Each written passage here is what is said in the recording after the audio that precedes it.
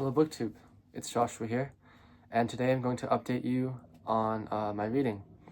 I just finished my finals yesterday, and yeah, so now I have a lot more free time. I have the holidays to look forward to, which is really nice, and hopefully I'll have a lot more time to read, to get more reading done, as well as to make more videos. This December, so far I have read a bit, but not as much as I would have liked to. I finished one book, and I started 2 new books since I last updated you. So the one book that I finished was James Baldwin's Giovannis Room, which I liked a lot. I had a really good experience reading this. It's only 200 pages, so I was able to get through it fairly quickly. And although Go Tell It on the Mountain is also of a similar length, it features very different themes. Go Tell It on the Mountain has themes more so of race, and it's also a kind of personal, autobiographical, coming-of-age story. Whereas, and also Go Tell It on the Mountain is intensely religious. In its style and in its themes, it's thinking a lot about religion. Whereas Go Tell It on the Mountain, Giovanni's Room, I mean. Whereas in Giovanni's Room, it's more, well, it's not about race at all because the main character is white. It's actually almost solely about homosexuality, which again has its autobiographical elements because James Baldwin was gay. And the story is about a white guy named David who's traveling in Paris, or he's staying in Paris, even though he's an American. And well, that also has its autobiographical elements because Baldwin himself did that. So I mean, there's that, but yeah, in terms of other than both novels being autobiographical, Giovanni's Room is very different from Go Tell It on the Mountain. The prose style is incredibly eloquent, full of commas and dashes, and so in that sense it's a challenge to read, but I really enjoyed it. I thought it was really beautifully written, and yeah, this was a really fun read. Well, not exactly fun, actually. It ends quite bleakly. The main character, David, he falls in love with a man named Giovanni, and they live together in Giovanni's room, hence the title. But David also has a girlfriend, and that girlfriend is traveling right now, but when she comes back, she tells him that she wants to marry him. And there's this conflict in David between, I guess, what he's supposed to be, what he feels like he wants to be, or something like that. And eventually he chooses, and this is a spoiler, but I don't think spoilers really matter in this. It's not like the plot doesn't really, knowing the plot beforehand doesn't really diminish the pleasure of reading it, in my opinion. So, but essentially, David chooses to drop Giovanni and go along with Hella, his I believe it's Hella, his now fiance, and essentially what happens is he kind of, well, everything falls to pieces after that because Giovanni becomes, well, a criminal. Giovanni like kind of descends into this darkness because David wasn't there to help him, and then murders someone and then becomes a criminal, and then David is eaten up with guilt because of that, and then his relationship with Hella falls apart. So yeah, it ends very bleakly, but it's so beautifully and amazingly written. The narrative structure, as always, or the narrative structure similar to Go Tell It on the Mountain, is really expertly done. Like it feels like James Baldwin always knows where the story is going to go. And yeah, it's really great. It's written from the first person this time, from David's own perspective, whereas in Go Tell It on the Mountain, that was written in the third person. And I really like Baldwin. I hope to return to him very soon. One of my commenters suggested that I should maybe wait a bit I should wait a bit before getting into his later novels in order to savor them more a bit. I don't know if I'll do that. I don't know. We'll see. I'm taking a little break from it now because I just have other novels to read, but I really want to jump into more Baldwin soon. But yeah, that's my update on James Baldwin. Amazing, just amazing author. Next, I'll talk about the other book that I last mentioned in my reading update, and that is Homer's Odyssey. I've only been dipping in and out of the Odyssey since I last updated you guys. I was on book 6, I think, and now I'm on book 10. Excuse me, but it's yeah, because I've been kind of preoccupied with my other books. I've just been dipping in and out. This is George Chapman's 16 translation from this the 1600s, and it's really good. I like it, actually, even though I'm only just dipping into it. Even though I'm going very slowly, I'm really enjoying his heroic couplets. There were only a couple moments where I was just utterly confused about what Chapman was trying to say, but most of the time I'm doing fine with the translation. I'm progressing, and I'm actually really enjoying the beauty of it. Chapman writes, he produces really beautiful lines of poetry. I'm also really and this is my second time reading Homer's Odyssey, and I'm really relishing just I think some of the more subtle details. Homer will often describe some treasure, some gift, or artifact from that ancient Greek world. Like the main character Ulysses, he'll go to a king's court, and a king, whichever court he's received, and usually they'll give him gifts, or they'll sacrifice a bull to the gods, or they'll just have a dinner. And Homer almost always describes it really beautifully. Just something about that, these really intricate details being described in such a real way, such a vivid way, in order to conjure up the image. It really, for me, evokes this a world of ancient Greece, and I'm really enjoying that. I find that it really brings you into that world even more so. And that's something I kind of just ignored my first time around, my first time reading this.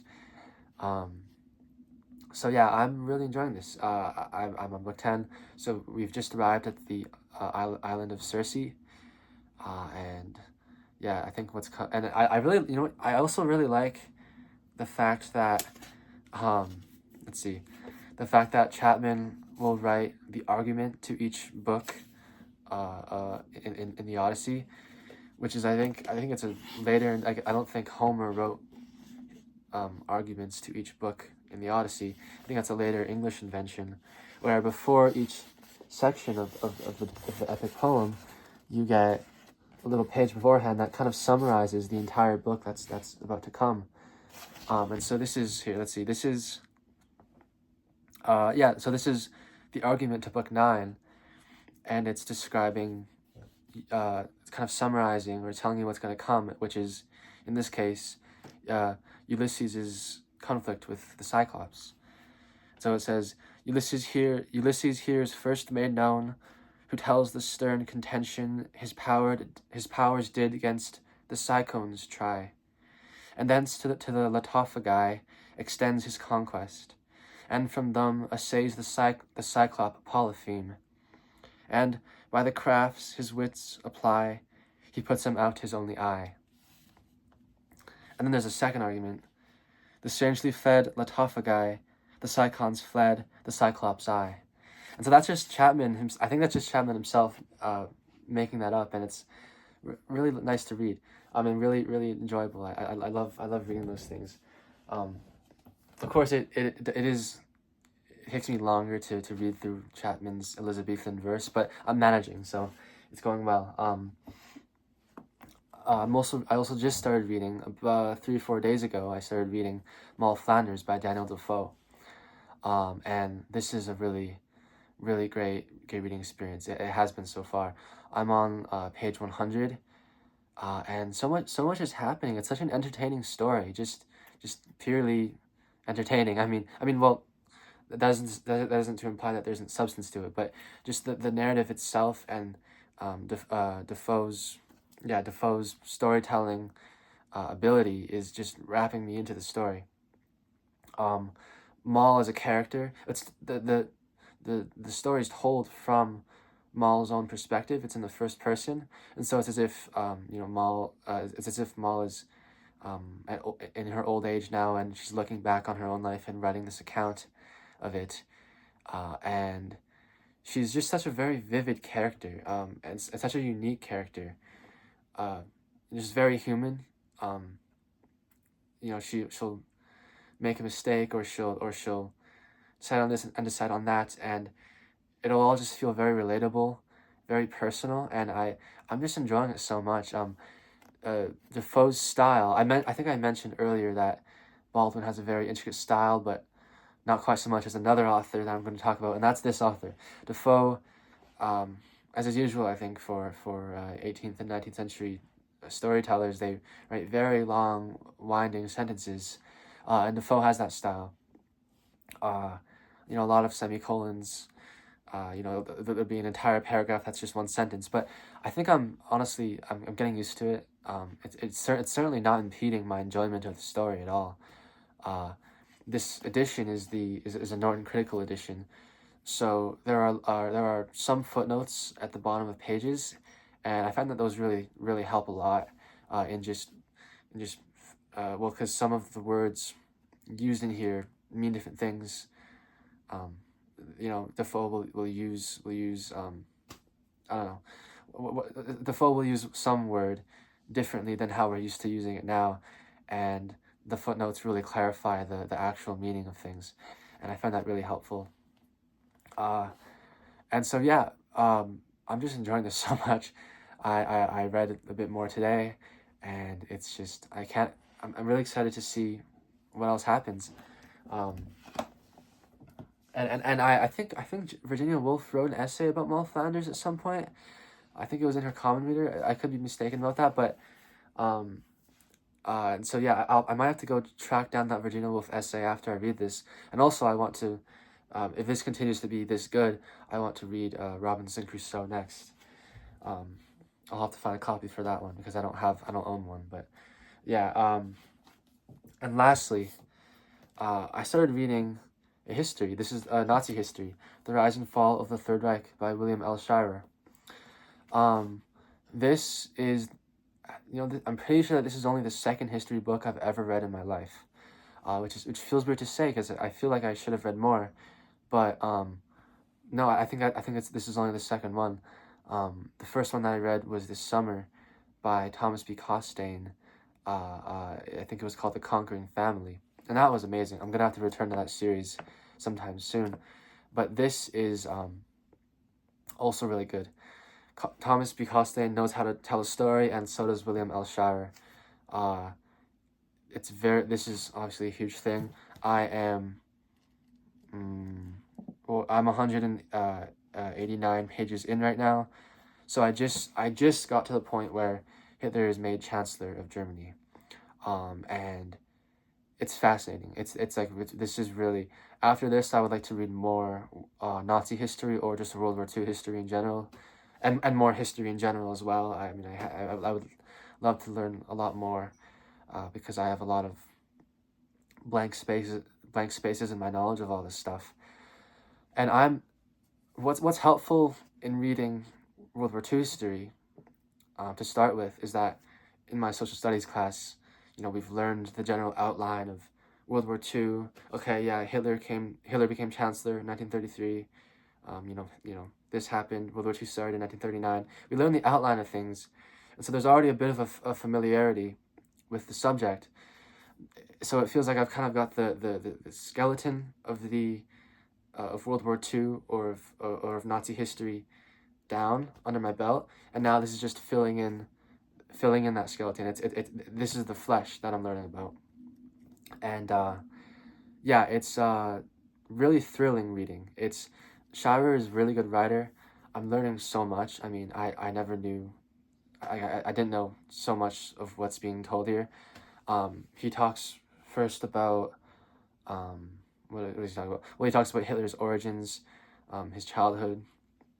Then he goes into some of the historical and intellectual or the philosophical strands that led to Nazism. There was in terms of philosophers or thinkers or artists, there's Hegel and Nietzsche and Wagner, as well as an Englishman named Chamberlain. And then in terms of historical strands that kind of led to Nazism, he talked about how I want to make sure I'm getting my details right, because I feel like I might skew this part by not remembering correctly, but he talks about how early on in the 17th century, there was a kind of conflict over what is now there was a conflict over the land of Germany between different forces, one of them Austrian, one of them I think Swedish, another one of them French, and essentially there was never a unification of the lands of Germany. Essentially what happened was, or what that kind of conflict resulted in, was a bunch of little states, each with their own petty tyrant, and I think as a result of that, the peasant class had it much worse off than peasants in, say, England or France, in the more western parts of Europe.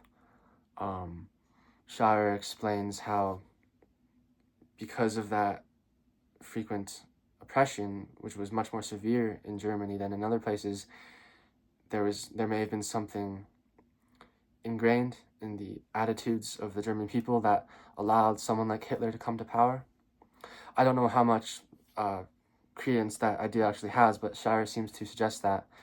And so I just thought that in general was all really fascinating. Just trying to find out how exactly this could happen. How could these strands of thought, these historical domino effects or historical strains lead into Nazism? There was one whole section on that. The most recent section that I read was Hitler's essentially his political maneuvering to become the chancellor of the Weimar Republic, and also the backstabbers within the Weimar Republic who essentially cleared the way for Hitler. One man specifically, Schleicher, I forget his first name, but a man by the name of Schleicher, which apparently in German means snake, which is fitting, because he essentially, I guess he kind of backstabbed everyone who he dealt with. And Shire describes these last couple of years of the Weimar Republic as full of deception, full of plots within plots within plots, and Schleicher behind a lot of those plots. Essentially, Schleicher single-handedly almost destroyed a number of the pillars of the Weimar Republic, which allowed Hitler eventually, when he was appointed chancellor, to become a dictator a lot more easily. At least that is my poorly remembered generalization of what I'm reading in Shire. I'm probably not doing a good summarizing it, but this is really amazing. I'm learning so much. It'll probably take me a couple more months to actually finish it though. But yeah, that's pretty much all that I've been reading. So yeah, I hope this was a good video, and thank you for watching. If you've watched to the end here, bye bye.